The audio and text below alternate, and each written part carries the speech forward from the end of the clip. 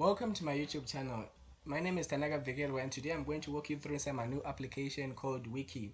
So inside Wiki, a user should be able to enter a new encyclopedia entry and get access to existing entries. So this project is part of CS50 web programming with Python and JavaScript. And today I'm going to show you how it works. So if a user types in /wiki/title, the title being the name of that entry, I should be able to be taken directly to the contents of that entry by just clicking enter. As you can see, it has the title and the contents of the page.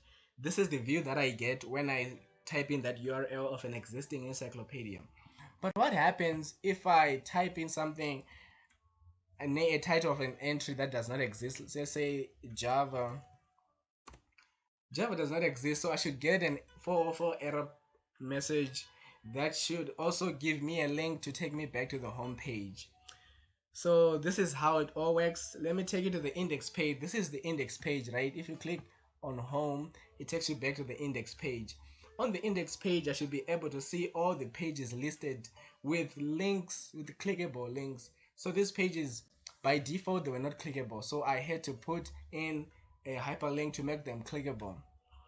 Now let's test the search functionality. The search functionality should enable the user to search for anything inside the entry, right?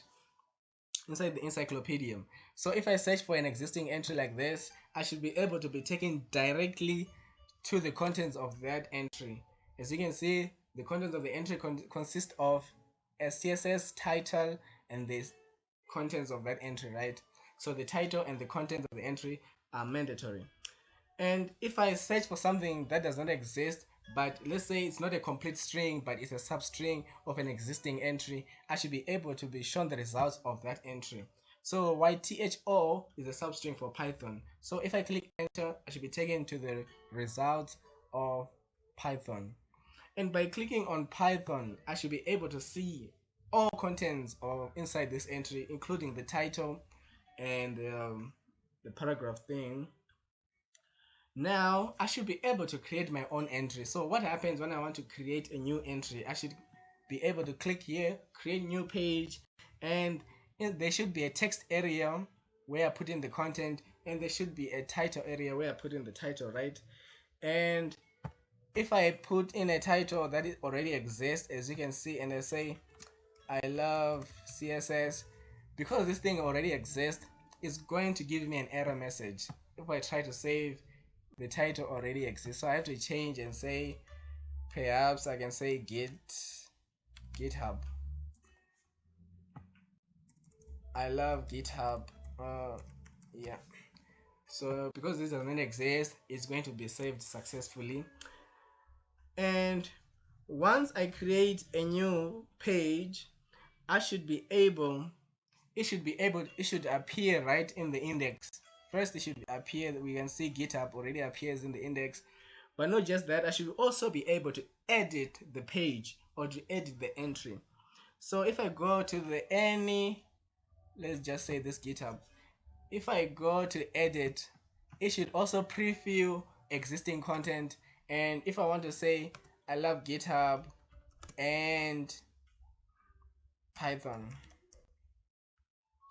I should be able to save these changes successfully, and when I save them, they should update successfully as well.